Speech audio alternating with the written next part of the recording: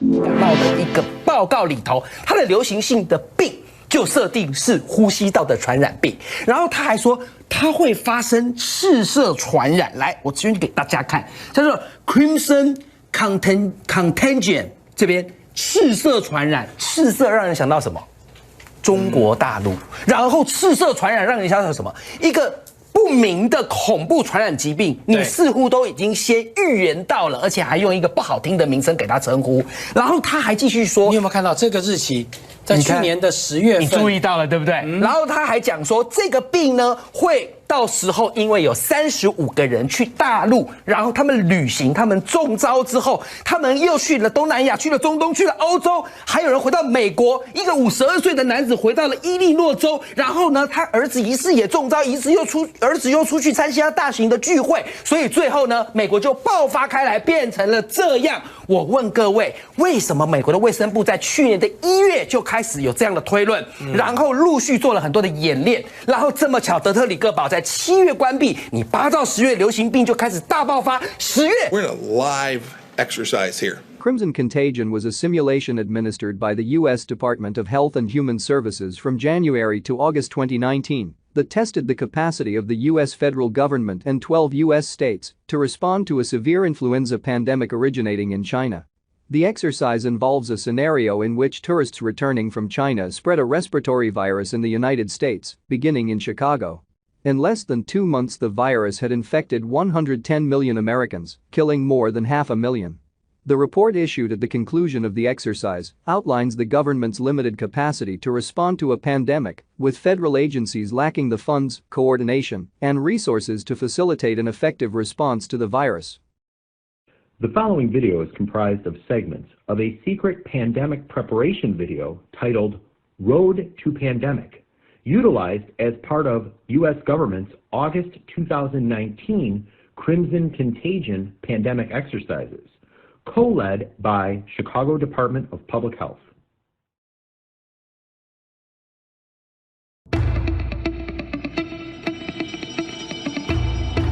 With more than 18,000 cases worldwide, what began as a seemingly innocuous pneumonia outbreak is now an officially declared pandemic influenza outbreak. It is August 12, 2019, and the highly contagious and deadly H7N9 virus continues to pose a threat to all age ranges worldwide. In late June, our center began testing nasal and throat specimens collected from 2 patients who were hospitalized recently at Tibet People's Hospital with pneumonia. Both of these specimens tested positive for influenza A and negative for H1 and H3, 2 other strains of the influenza virus. By June 23rd, we had identified influenza H7N9 virus in 3 hospitalized patients with severe pneumonia from 2 different Beijing hospitals. We had also identified H7N9 in 2 patients hospitalized at Tibet People's Hospital. We began to conduct field investigations of close contacts of the H7N9 patients alongside our colleagues in Lhasa and Beijing. A day later, we were able to report 5 H7N9 cases with severe pneumonia in Beijing and Tibet to the World Health Organization. While China's CDC and hospitals throughout China work to treat patients and identify the virus, a 52-year-old male in Chicago who would become the first case of H7N9 in the United States was suffering from what he believed to be a respiratory flu. He was seen at a 24-hour urgent care clinic in Chicago with symptoms including headache, fever, and cough. He was discharged to his home and given medication. This was on June 24th.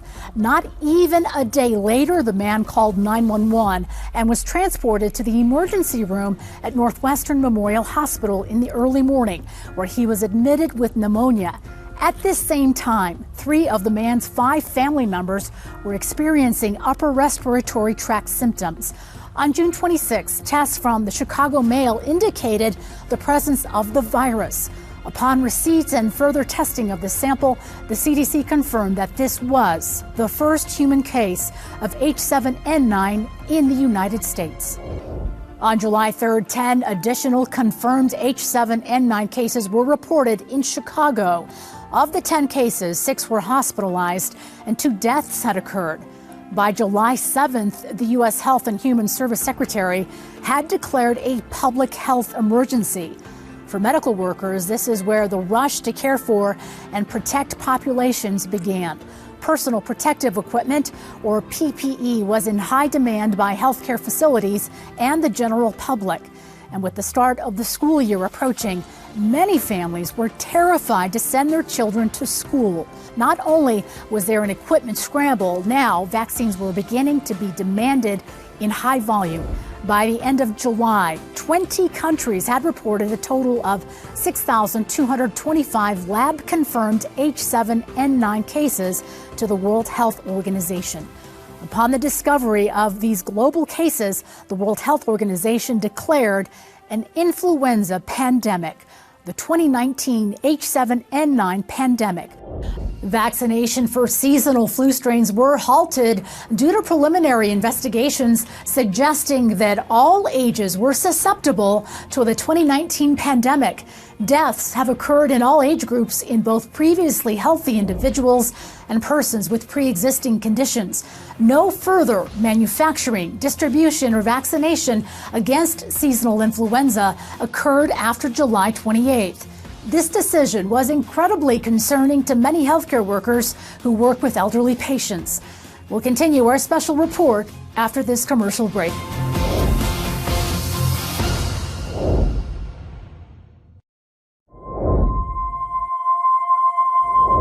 Welcome back to our SDN special report on the global H7N9 flu crisis.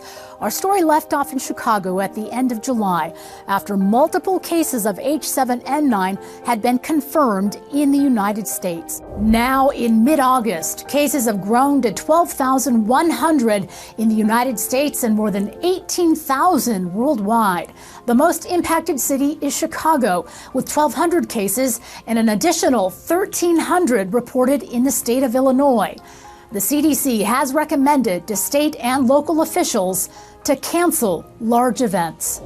Based on what we know so far, epidemiologists are projecting H7N9 to be much more severe than seasonal influenza, and they are predicting it has the potential to be close to what was reported for the 1918 pandemic.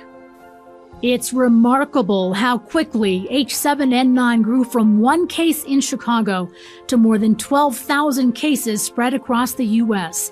The Influenza-like Illness Surveillance Network is reporting the following risk levels across the United States. Non-pharmaceutical interventions and treatment continue across the United States, while fear remains at an all-time high. School districts across the country are considering postponing the start of the school year, and absenteeism has gone beyond schoolyards. Across the country, many employees are staying home to stay safe. Currently, absenteeism is highest in the hardest hit states, Illinois, New York, Pennsylvania, and Arizona, with estimates of up to 35% of the workforce impacted by absenteeism over the course of the pandemic. Model forecasts predict that the pandemic may peak in September for most of the country, with an estimated 20 million to 35 million people potentially ill at the peak. Many cities and towns are very concerned about high rates of absenteeism and impacts to water, power, medical facilities, and supply chains as H7N9 sweeps across the country. There are fears of shortages of food, water, gas, and medical supplies if absenteeism grows to the predicted levels. Social distancing and cancellation of large public gatherings are recommended strategies to slow the spread of the H7N9 pandemic. In addition to school closings, sporting events such as baseball and football games may be canceled, as well as other large gatherings. The social distancing strategy will lead to a significant economic impact across the country, but at this point, it is a primary tool to slow the spread of the pandemic. Forecasting into the future, the potential economic impact for this H7N9 pandemic might reach as high as $200 billion for the entire country.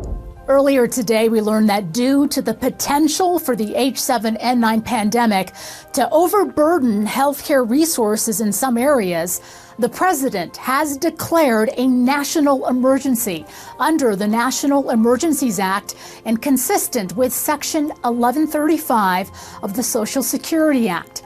Doing so will facilitate further preparedness and response actions as we continue to combat the H7N9 virus. This has been an SDN special report.